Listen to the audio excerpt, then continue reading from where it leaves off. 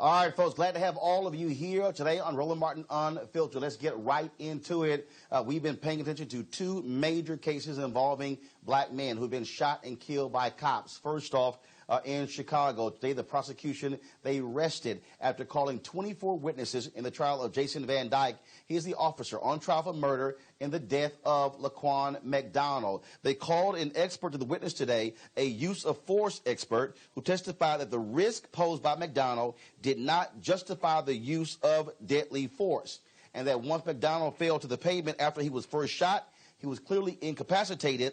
Yet Van Dyke kept shooting for 12 more seconds while McDonald was on the ground. Now the defense will put on their case, and we'll be watching that as well. Let's go to Dallas, where the district attorney there has decided to charge Amber Geiger with murder, upping the charge from manslaughter to murder. Of course, Botham Jean's family has been pushing for murder charges, and so the DA has announced, Faith Johnson, that she is open to doing that. And so that's the latest developments in the Laquan McDonald case, but also the Botham Jean case.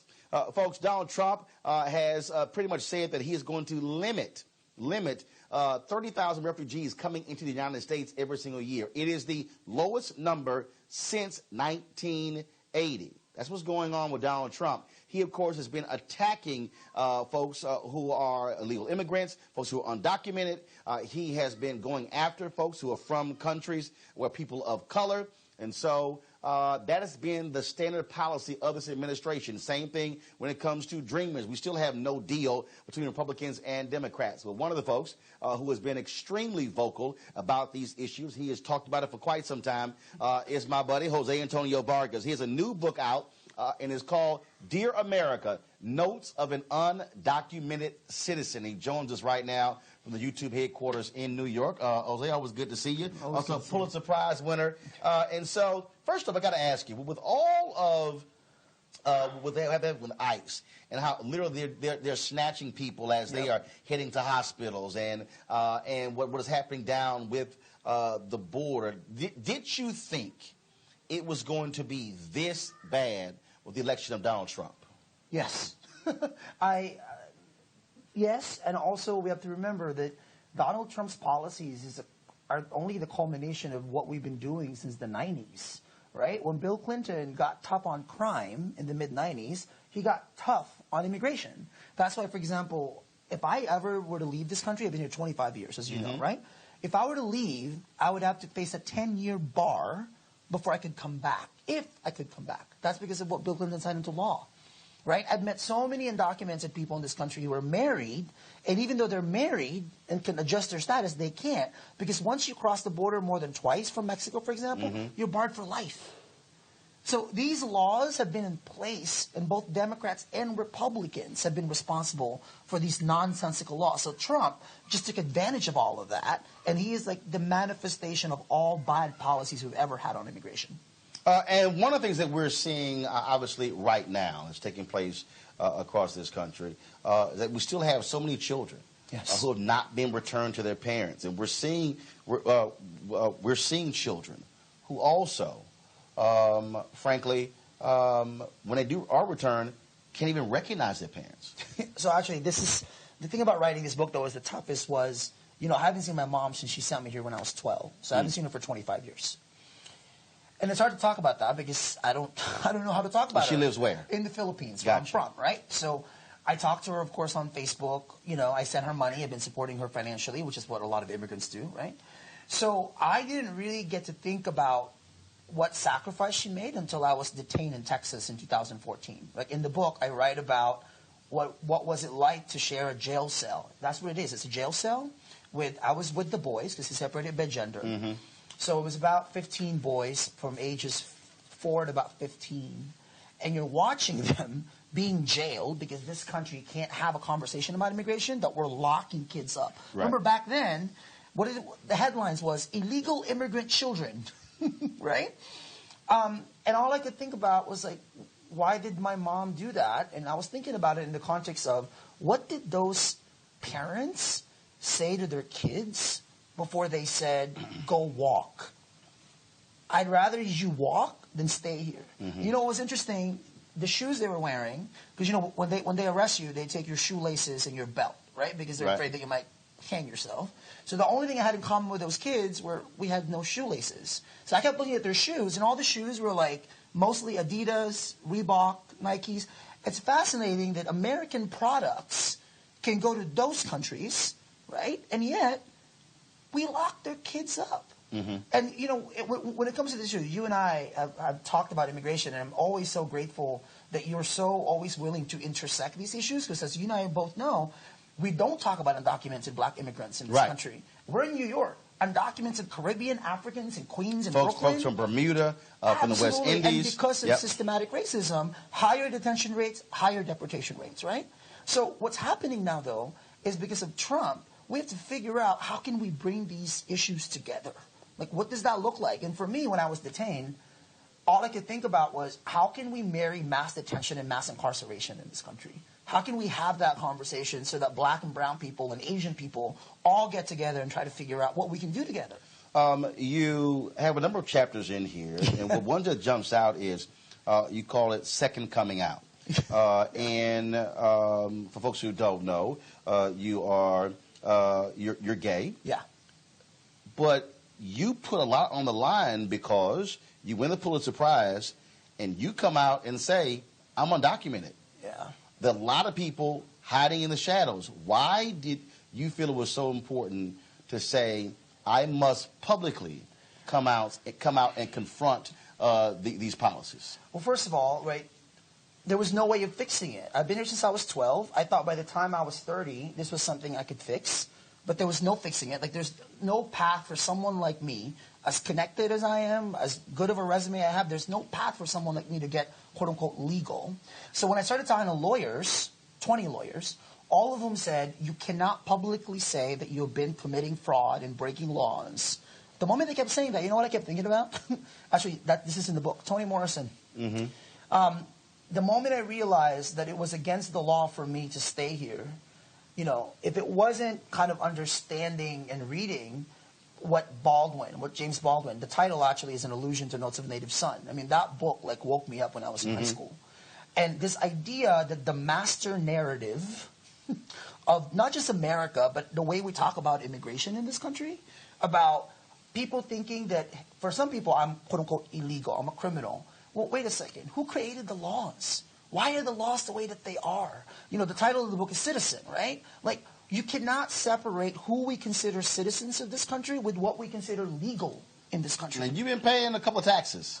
Okay, I have paid so much taxes, I should be a Republican. Right? I'm happy to pay the taxes because you know why? I love public schools. I'm a product of public schools. Actually, this is how crazy it is. A few months ago, they're naming an elementary school after me. Where I grew up in Mountain View, which is pretty crazy. Wow. It's a public school. Then I met the principal, Dr. Mike Jones, a black educator from Virginia. I love that. Like the principal of Jose Antonio Vargas Elementary School is this African-American man who grew up in Virginia. And how we're going to educate those kindergarten to fifth graders. How we talk to them about immigration and race and identity and who constructs power and legality in this country. Like, look, they can deport me all they want. I mean, they can deport me by just being here. But Jose Antonio Vargas is going to be there right in Mountain View, not too far from Google. Folks, the book is called Dear America, Notes of an Undocumented Citizen. Of course, I know you have to go to an event. We're going to have a longer conversation when we get to D.C. Thanks for everything. But I certainly appreciate it. Congratulations on the book. Thank you. And tell all hello at your event you're going to at 7 o'clock. Yeah, I will do that. Tell Maria, host, I said what's up. Absolutely. All right, folks. Again, be sure to get Jose's book. Jose, thank you so very much. Folks, we talk about the response of this president when it comes to people of color, and what took place in Puerto Rico is an absolute travesty. A year ago, Hurricane Maria devastated Puerto Rico, but it also devastated the U.S. Virgin Islands. Joining us right now from the U.S. Virgin Islands is Congresswoman Stacey Plaskett.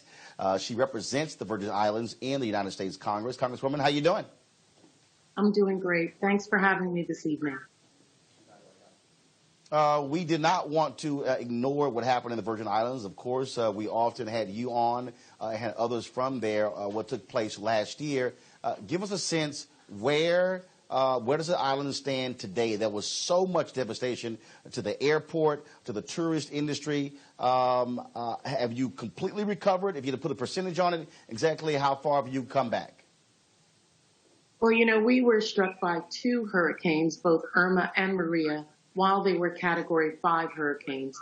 There's been no other place in the United States that has been hit by two Category 5 hurricanes.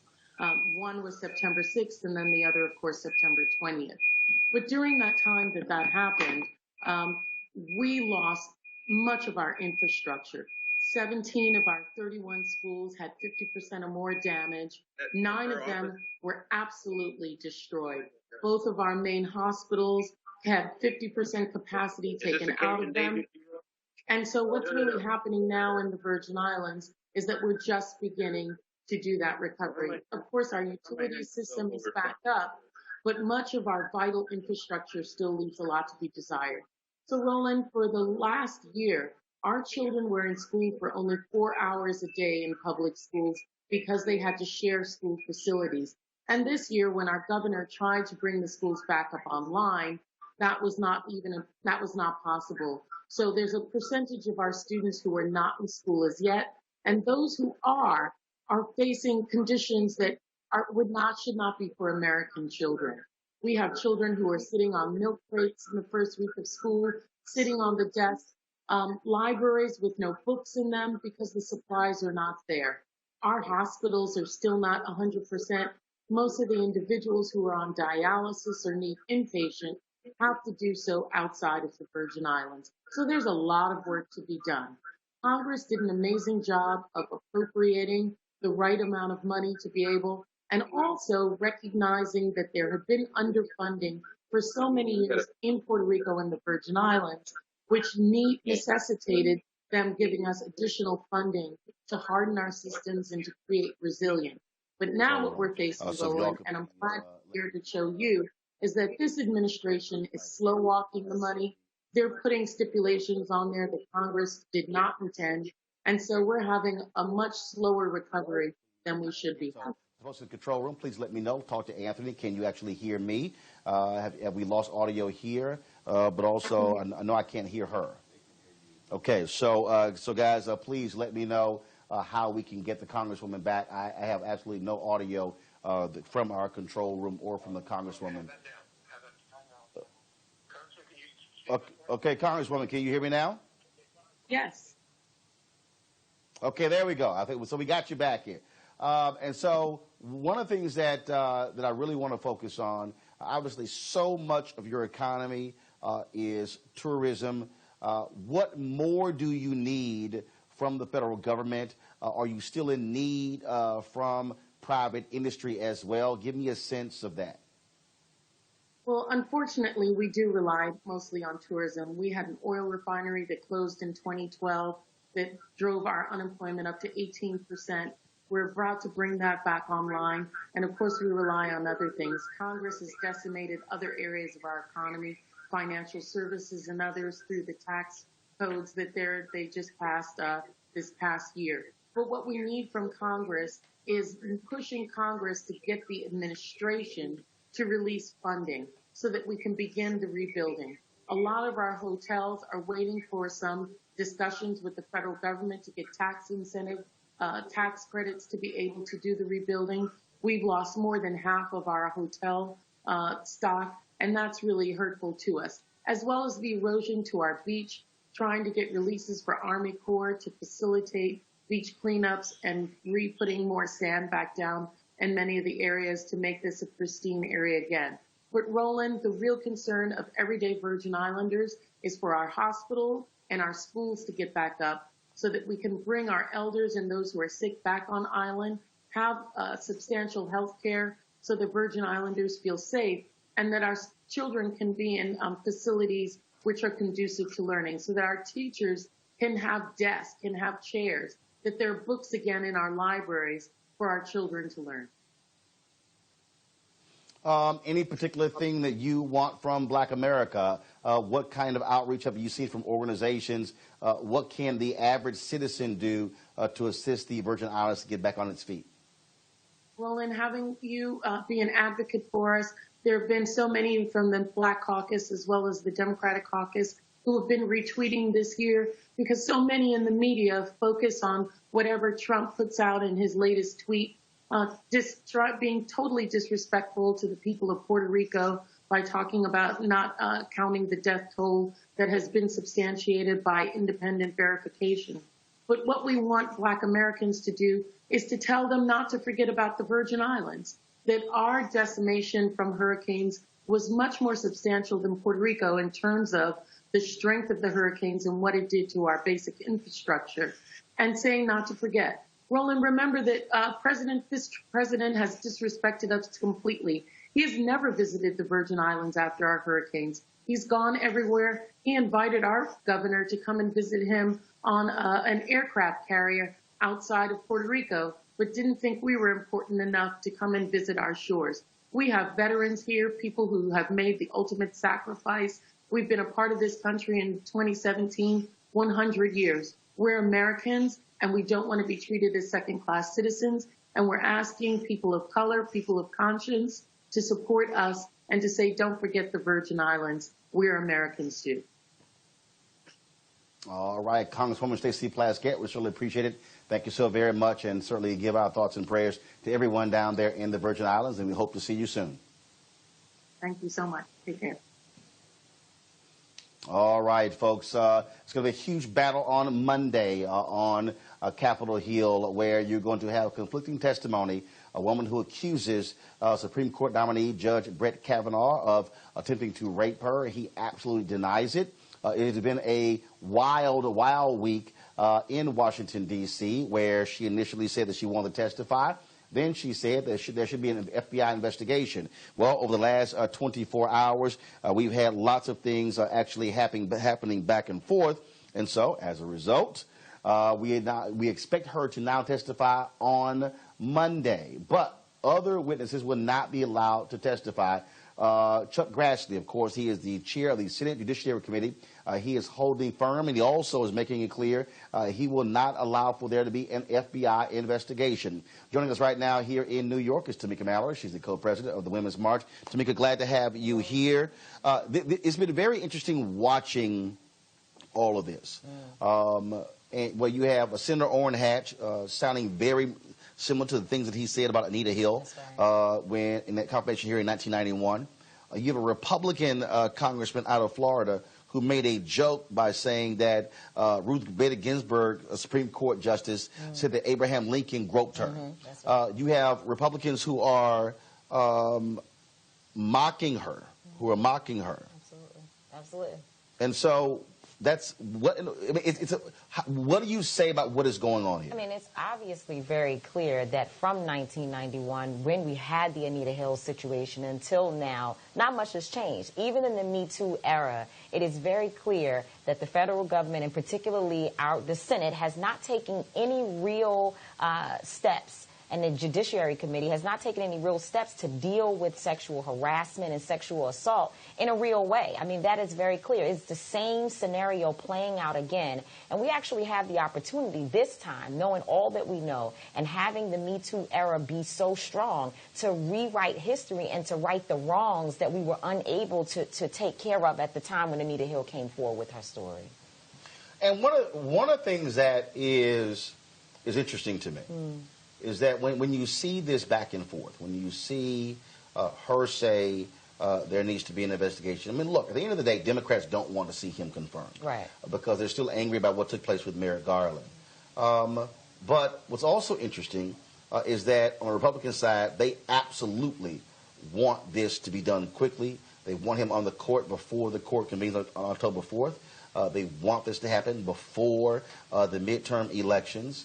And the White House makes it clear they're not going to pull his name. Absolutely. And they're willing to do it at all costs. They do not even care. And they've been clear about that. First of all, let's be clear. Yes, Dr. Ford, we believe her. And this particular situation is extremely serious. And we believe as women and just as, good moral citizens that she should be heard and that there should be a federal FBI investigation. And that what's happening right now is borderline criminal. So that's one thing. But also, we were already, Women's March and other groups, really Women's March leading there at the Senate hearings, protesting already, because we know that this particular candidate, while we don't know a lot about Kavanaugh, we do know that in every instance where he showed up in a place that is in reference to, I guess, being on the right side of history, it hasn't been good. He has sided with corporations and institutions over people and workers.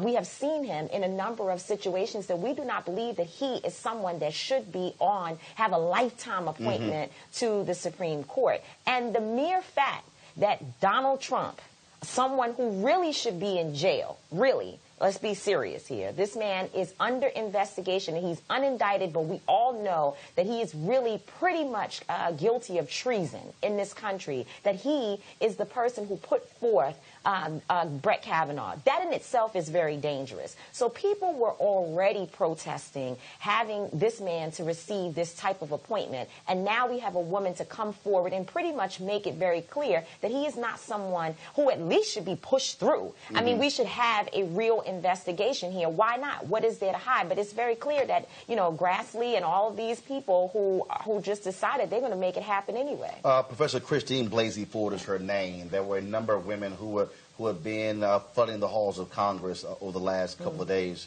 Do you expect Monday to really be a contentious day? What is the Women's March plan for Monday? So, and also I need to make sure to state that today there were over 60 women and men, arrested in the Hart Senate office building, because I think the point that we need to make here is you may actually get this done, but we will primary you and we will show up and make sure that you feel us in the districts and on the local level. So our senators need to be very clear about that. Monday, we're not 100% sure that she's going to testify on Monday. She actually has said that Monday she does not want to testify. So there's some back and forth. But over the week, we know that it will happen. And I believe that people are going to show up. They're going to be loud and bold. And, of course, behind the scenes, there are many organizations and folks on the ground talking about what it looks like to show up. And, yes, Women's March will certainly be there, as we have since the beginning of these hearings. All right, then. Hold tight 1 second. We're going to go to a break right now, folks. Of course, we're going to share with you, of course, our quote of the day. So we'll be back on Roland Martin Unfiltered.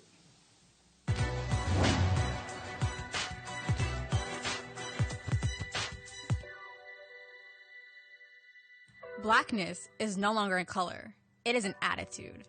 Comedian and activist Dick Gregory.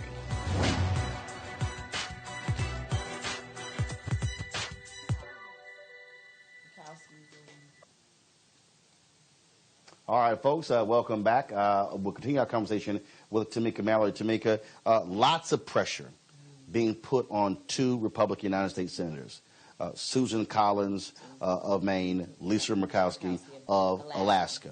And neither one has said how they're going to vote. Claire McCaskill, the senator from Missouri, she's already tweeted she's going to vote against Kavanaugh. She, of course, is facing a very tough test. You have Heitkamp in Montana as well.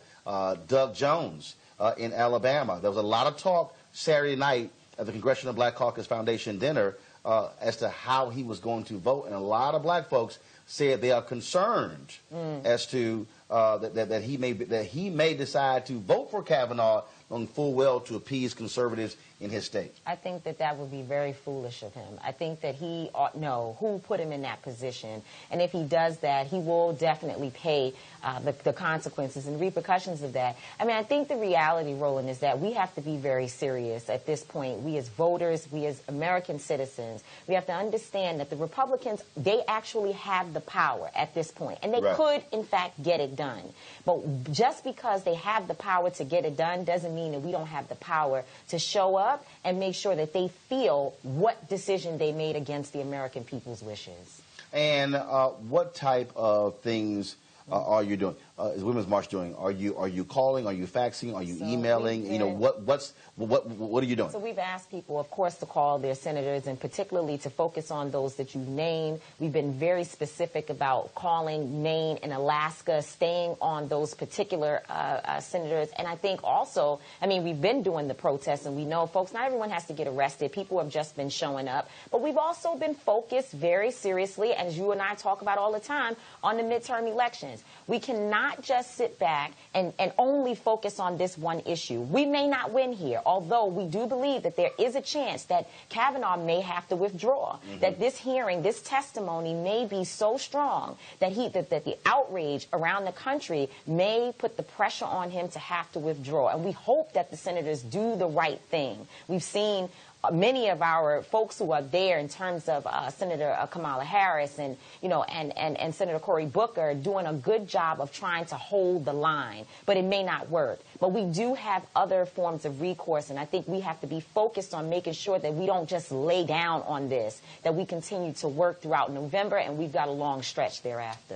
Have white women finally woke up? Well, there are many who are, and you know what, I have to say, yes, there was a 53% problem. And I still think that 53% is not really as active as they should be. But there is a 47% there. And when we talk about that, let's just be clear, 53% of white women who voted in the election voted for Donald Trump. But there was a 47% who did not. And we've been working with these women and trying to organize with them. So, yes, they woke up, but I cannot let our women off the hook. It's not just about white women and what they're doing. Because I've had a number of people ask me, are the white ladies, when all of this is said and done, our communities will be impacted the most.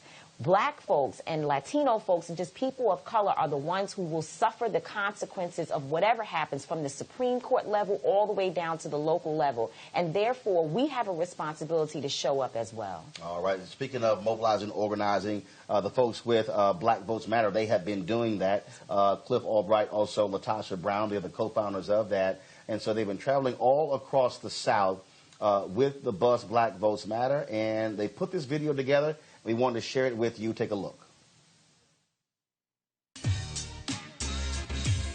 We're on the first day of Black Voters Matter, the South is Rising voter outreach tour. Black Voters Matter is one of the few groups that actually focuses on the Black Belt in rural America. So we are going out to the rural countryside to connect with communities and people that are doing amazing voter work. Everybody keeps talking about Alabama, Doug Jones, and black women with the 98%. Well, that's each of you. It just took the country time to know what you do every day. We want to work in coalition with you all and with groups that are organized. Organize yourself. The bottom line is sometimes it is our belief that is stopping us, right? And not believing in our own power. The power is us. Ain't nobody giving us nothing. We don't need anybody to give us nothing. We got everything we need. We have a record number of women who are running to lead our communities, and I just believe that it's the right time. I believe that people are hungry for change.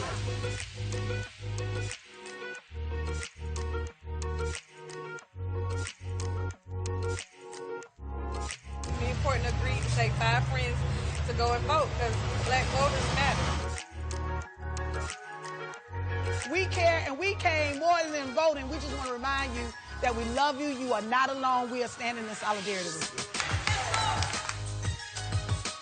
Very excited to see the bus. I want to get on the bus. I'm so excited about this tour. Finally, somebody is coming down south and seeing what we're about, right? And listening to the minds and souls and wishes of our folks to figure out where and how we need to govern and be.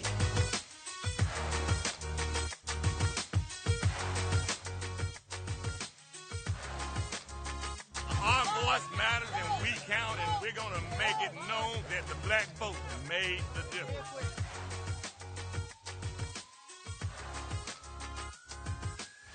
My main focus is young people. You know, I like to see the young people get involved. Everybody vote, blowing, they better vote.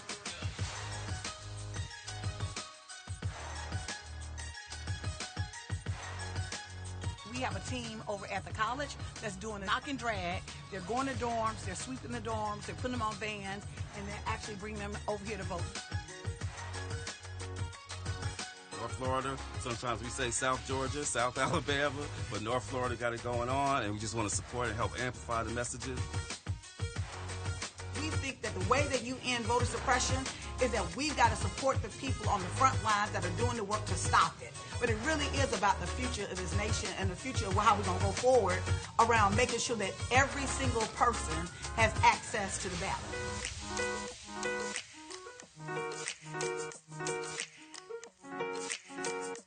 All right.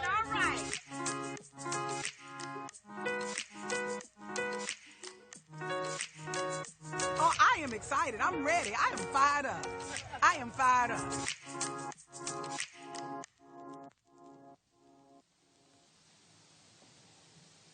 All right, so we certainly want to thank the folks who Black Votes Matter for that particular video as well. And so we just wanted to show you what they're doing over the next 50 days. They'll be traveling all across the South, going to Georgia and Florida, Alabama, Mississippi, trying to get folks not only registered, but also to get them to vote. And Tamika, on that particular point there, that's one of the points I keep telling. Everybody keeps saying vote, vote, vote. But we have registration deadlines coming up. Okay, you got to get registered first before you can vote. We talked about that last week at the CBC event that we did with formerly incarcerated folks. There are a lot of people who are still not registered, and that's what we've been asking the formerly incarcerated community to focus on over these next 49 days, I guess, or 48 days. I'm not sure exactly what the number is, but we're asking people to make sure people are registered. And if you are a formerly incarcerated person who can't vote because you live in a state where your voting rights have not been restored, someone can vote for you. So there may be another family member. There may be, you need to take people to the polls and make sure. And so September 25th is the National Voter Registration Day, where people will be all over the country trying to get folks registered. And people need to know in your local community, in your particular state, what is the deadline. It's sometime at the beginning of October in order to be registered for the November election. And we're trying to get folks to do that. And to your point, not only do you need to be registered, you also need to be educated on who to vote for. Just because someone shows up at your church and shakes the babies and gives the grandmothers the kiss does not mean that that is a person that's going to be on your issues. We need to make sure that people are educated as well. So we're hoping that organizations and churches and others understand how important this is. We cannot allow the 2010 scenario to play out again right now. We have to make sure that we are serious and that our people know how important the midterm elections are, and that this is not an election that we can sit home on. All right, then. Certainly a huge election that's coming up. I want to go to another story right now that's pretty interesting. So Donald Trump, a few days ago, tweeted this particular video. Okay, and in this video, it shows some individuals who were actually on a boat. And in the tweet, he goes something along the lines of the Cajun Navy. So I get a call today from Hashim Nzinga, new Black Panther Party, and he says Trump gave us credit because that actually is a new Black Panther Party boat. Okay. He said, well, they've had these hurricanes, new Black Panthers. They've been traveling to these places. helping to rescue people. And I said, Hashim, are you serious? So I scrolled back, and this is about 5 or 6 days ago. This particular video, and he said, yeah, he said it's one of our guys. He said there's a guy named AJ who was a former member of the military. Who is on that particular boat. And so in a second, we're going to talk to Hashim, because certainly I know that it's probably a shock to Donald Trump, him showing some love to the new Black Panther Party. But also we talk about the veterans. Of course, we've been covering the Colin Kaepernick case. And as a sister who's out of Florida, she has not been particularly happy. We have Hashim? Okay, so I'm going to go to Kai a little bit in a bit. But let me go to Hashim right now. Hashim, can you hear me? Yes, sir. Looking at you. Can you hear me? So, Hashim, you called. Yeah, I can hear you. You called me today, and you said that Donald Trump may not have realized he was praising the new Black Panther Party for their work with Hurricane Florence. Well, he was probably watching or showing the birth of a nation at the White House, and then was tweeting at the same time. And so, so in that video that's on his Twitter feed, who's actually in the boat? Who is the brother? Who is the brother who's in the boat? You said he's a former member of the military? Yeah, we got a lot of members of the new Black Panther Party who come out of the military and get a lot of training, and they want to use that for their people and protect their people, and AJ is one of them. He's been trained, and he's been doing the work of saving people in water for like the last 15 years. But as you well know, Roland, from Katrina and under the leadership of Attorney Malik Zuli Shabazz, we took 50 Panthers into Katrina. We took over 50 Panthers into Katrina. So we've been doing these rescue missions for 20 years and not getting any recognition, but we don't look for the slave master to give us recognition because we do it to save our people. And so do you still have an ongoing response to what's happening with the flood waters there in North Carolina? Yeah, what we're doing now is getting the next wave together, which is water, generators, and we're collecting stuff. And we'll be going back in and out of North Carolina like we usually do, probably for the next month. And you'll be doing not just rescues, but are you also providing supplies and things along those lines? Oh, that's the main thing. We find out what the people need, and we come back and tell the community, because if you try to buy a case of water down there, as you know, Roland, it can be $24 to $30. So we can get our water here still for $6 and $5. So we load up trucks and we load up trailers, and we take the people, water. Some of the power will be out there for weeks and weeks, so we try to gather generators and rent generators. And we just keep going back and forth from all over the nation. So do you expect Donald Trump to delete that tweet once he finds out that that Cajun Navy he was praising is actually the new Black Panther Party? Well, Trump put all FEMA's money over to ICE to chase people out of this country. So, like I said at the beginning, he's probably like in 1919, he's sitting there in the White House watching the birth of a nation. So by the time it go off and he realizes what's going on, he probably will delete it. All right. Hashim Mazinga, new Black Panther Party. I certainly appreciate it. Thank you so very much. Hey, Roland. Black Power. All right, then. So, folks, I was talking about veterans. I was talking about in terms of the work that they do. And as a sister to me, her name is Kaya Wright. She's a former U.S. Army attorney, and she has not been happy with veterans and how they have been responding to Colin Kaepernick. So she has launched this website. It's called CourageUnderFire.org, and she's chronicling all of the NFL silent protests in support of Colin Kaepernick and social justice. Kaya Wright, are you there? I am. All right, then. So Kaya, we have Veterans for Kaepernick. There's a hashtag out there. Veterans, of course, who they've expressed, they said they support Colin Kaepernick. What have you been hearing, and what was that one thing that triggered you to say, you know what, I have to create this in order to show exactly why he's protesting and that all veterans are not opposing him? Well, when he first started protesting back in August of 2016, I kept hearing people invoking veterans in order to castigate him, okay? And it really upset me because those of us who did support him weren't getting any focus, and the narrative was all about veterans who didn't support him and the flag and the anthem, which ostensibly it still is, right? Unfortunately. So the first thing I did was I wrote an open letter to Kaepernick. I sent it off to The Root, and they published it.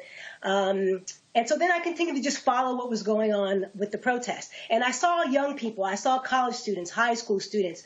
I saw a Texas middle school type football team get their season canceled all over protesting during the anthem. And I said, you know, I really need to do something to honor those who had the courage to demonstrate during the anthem. So that was the initial catalyst. And then I thought about the fact that Muhammad Ali didn't have anyone to chronicle what he did. And here we are in the middle of a historic movement. So I wanted to chronicle this movement. That was the second purpose. And then I wanted to provide analysis and discourse to encourage those who might be on the fence about protesting. We've seen what happened to Kaepernick. We see what's now happening to Eric Reed. And then across the country with everyday people, high school students, college students who continue to be maligned, suspended, kicked off of teams, et cetera, simply for refusing to participate in this ritual, which is a fallacy, right? So I said, okay, I'm going to go ahead and get this thing done, and I created an entire website dedicated to those three purposes. And so what has been the response of other veterans? Well, it actually depends, right? Because, you know, veterans don't have a monopoly on the flag and the anthem. So many black veterans, for example, support it. Not all, but most do. I mean, we're black people. And you have many white veterans who do not. They're white people. They're not any less racist than any other, group of whites. And you have some whites who support it as well, as far as the other side. So it just depends. You have support, and you have those who object. All right, then. Tamika, you got a question for Kai, right? No, question would be, my sis, first of all, thank you for your courage, and what you're trying to do. And I wonder, how can people help? Like, what can we do to be supportive of your site? Well, for sure, people should tell other folks about the site. Come to the site and help support it. I really want to get the word out there. It is the most accurate, most comprehensive resource there is on the protests. I mean, I track all of the protests, college, high school, professional, and every week, during the preseason and the last 2 weeks, I'm not watching any games. Okay, my boycott is strong, but I do follow all the protest news, and every one of these major outlets, they have hundreds, thousands, whatever of people, and it's just me by myself, and their information is inaccurate. They have the wrong number of protests. Et cetera. So I would say, donate to the site, tell other folks about the site, tell some of the players about the site. I want them to know that there is this resource there that supports them. And not only that, other folks just across the country are like, hey, I'm not sure if I want to do this. Come to the site. Check it out. Lots of great information there, all the statutes, everything. A one-stop shop for everything National Anthem protest. All right, then. Kai Wright, go ahead. Kai is going to go back to something else. All right, Kai Wright, we appreciate it. Thank you so very much. No worries. Thank you. Have a great day. All right. Thanks a bunch. What were you going to say? I was just going to say, similar to how we can help Kaya, the same thing with the new Black Panther Party. We are so quick to invest our money in the Red Cross and these major organizations when we see disaster hit. But the local folks, the people with grassroots organizations and those people who actually come from the communities, we need to support. Mm-hmm. So hopefully we learn that from, this issue. Maybe he did, Donald Trump, with all of his ways, he uplifted our ability to see a local grassroots effort to help save our people. All right, then. Well, Tamika, we certainly appreciate it. Thanks for joining us. Always good to see you. All right. Roland. All right, thanks so much. All right, folks, I'm going to go to a break right now. We're going to show you, of course, how you can actually watch the show. And so then I'll come back on Roland Martin Unfiltered. And I have a quick conversation here with Mark Thompson, the Sirius XM radio show host. Of course, Make It Plain. We'll be back. Roland Martin Unfiltered in just a moment.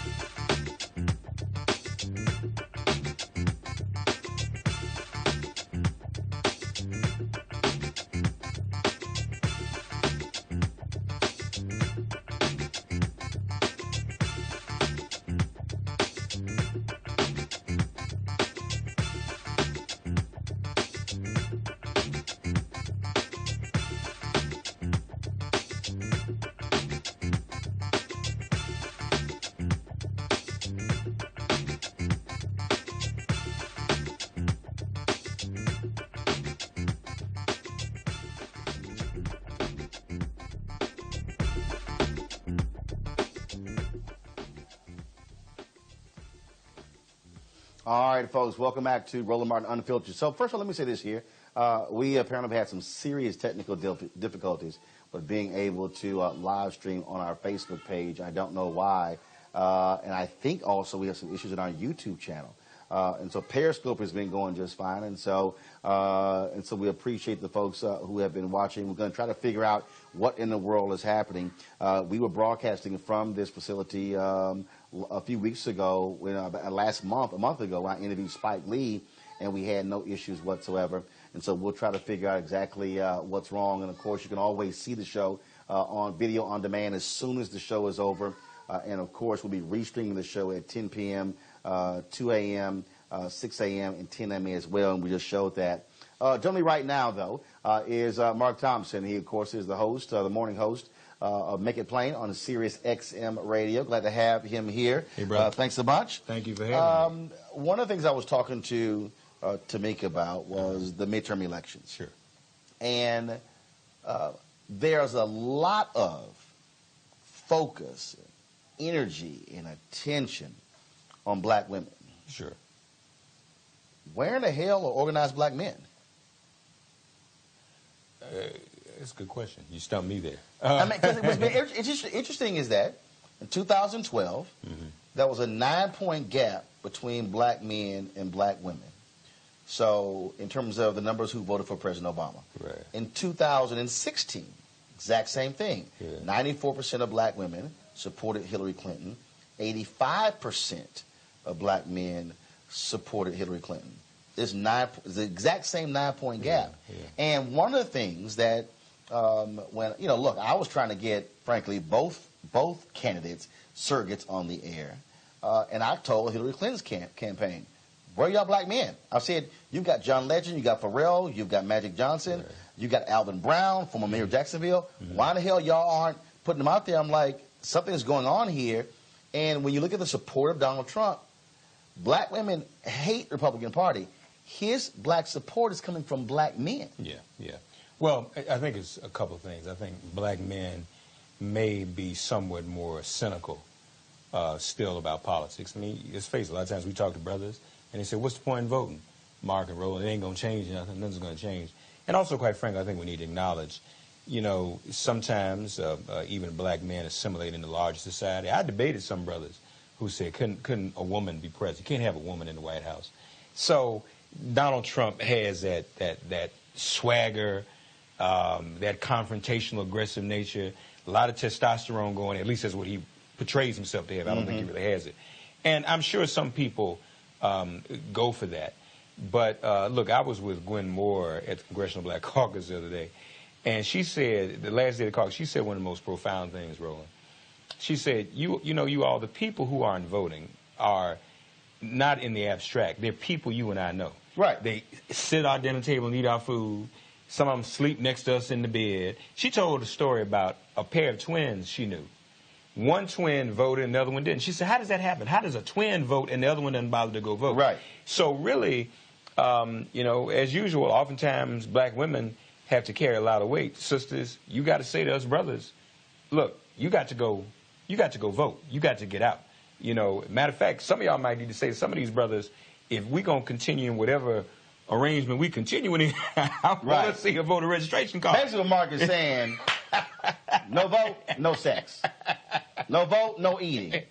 Basically, no vote, no cooking. That's, yeah. But brothers got to come up. But I have been surprised that after the Doug Jones election in Alabama, and there was so much attention, and the great work that DeWanna Watson is doing, Latasha Brown, Adrian Shropshire, Collective Pack, Quentin and Stephanie. I have been surprised that no one has stepped up and said, we're going to have an initiative that specifically targets black men. Well, that's true, and that's probably something that's missing. I mean, honestly, I don't know that there's an initiative that specifically targets black women. I think it's just been an organic type of a thing where black women. Oh no, they're targeting them. What I mean is, you have these sisters who are very vocal, and they're making it clear that they are energizing and going after black men. When I look at the report that we live streamed last week that the Black Women's Roundtable put out, where you had all those sisters who were in a particular room at Congressional Black Caucus, there was not a comparable room of just brothers talking about brothers and electoral politics. But like you said, though, I mean, a lot of the sisters like Latasha, I mean, I know that they're registering and targeting black men. Right. I just think, though, the focus is long overdue. I think what's happening is people coming to the realization of the importance of black women and the role they played, especially in light of Doug Jones, and especially because he was someone who was a sexual abuser of women. So I think the moniker's on women. I confess, you know, we had this conversation on the weekend. It was Men's Day at Union Temple on Sundays, you probably know. Minister Farrakhan spoke. Melanie Campbell was also there and spoke. And she pointed out, we had the numbers to show that the year after the Million Man March was the largest registration, the largest turnout of black men ever. So we know that it's possible. I just think, you know, for some reason, we may have fallen off in terms of the emphasis. Hopefully, that will change right now. But it's a challenge, 'cause I'm going to tell you, right in the middle of this Kavanaugh thing, all that's going to do is continue to mobilize women. So maybe it's up to you and me, brother, to remind but men should also be mobilized, because men should be saying, we don't want to see women sexually assaulted. We don't want to see women sexually harassed. Men should be speaking up, making that clear. You're right. And we have to say that, Roland. But, you know, at the base level, and what the mainstream media often does is make it a horse race. And the mainstream media tends to skew conservative. I don't care what anybody says. They try to be as non-liberal as possible. So they'll paint a picture as if this is a battle between the sexes or a man versus a woman thing. And even some of us get confused and think, well, if a woman can say that about Kavanaugh or somebody else, what if a woman says that about me and is lying? The important thing to do is not for any one of us to personalize. First of all, we know what we have and have not done. And I would hope many brothers aren't falling into that category. And 9 times out of 10, when these women talk about sexual assault, 9 times out of 10 is what happens. There's no reason for a woman to come forward and lie about that. Is it true that there are, I mean, you look at the brother Brian Banks, there's a movie being made about him, the brother who, a woman who said he raped her, he didn't, went to jail, lost his NFL career. It was simply not true. But the reality is there are men who do these crimes. And the point that I made, or I always make, is somebody wants to accuse me of that, oh, hell, we're going to have a hearing. Oh, it's going to be public. And I'll be there on time. Because my deal is, I know I've never done anything along those lines. And if you want to go there, see, that's where personal integrity comes in. But yeah, when you hear men say, well, you know, I'm not so sure, but they're in denial about even their own sisters and nieces and mothers who actually have had to experience that. Well, but I would take it this way, particularly since we're talking about black men. As you just mentioned, Brian Banks and others, there's a history of black men being falsely charged with sexual assault and being lynched for it. All right? This is why it's important for us to vote, for all black men to vote. In this particular case, you have a larger number, proliferation of white men. White women are finally coming out and charging white men for a change. And we ought to want those white men held accountable, because we were executed and lynched and didn't even do anything. In 99% of these cases, this is a white woman trying to cover herself or claim something that happened that didn't happen to, you know, appease her husband or what have you. But for these white men, then they deserve whatever scrutiny they're getting for a change, and we ought to be there to support these women and vote them out of office. All right, then. Mark Thompson, really appreciate it, man. Thank you so very much. You, brother. You know, I love if I'm missing the Yankee-Red Sox game up at the stadium. I appreciate it, brother. I appreciate it. All right, folks, time for my commentary. 2 days ago, former Chicago Police Commander John Burge died at the age of 70. I tweeted last night that Satan is welcoming him with open arms to hell. Why am I saying that? Because John Burge was an evil son of a bitch. John Burge was a man who led the torture of black men, who beat confessions out of black men, sent black men to prison who did not commit crimes. But if you want to understand how sadistic these police unions are and how they support their own, This is what was said about John Burge by an individual who, of course, was with the union. This is the former Fraternal Order of Police President, Dean Angelo. He told the Chicago Sun-Times that John Burge was treated unfairly. Quote, John Burge put a lot of bad guys in prison. You know, people picked a career apart that was considered for a long time to be an honorable career and a very effective career.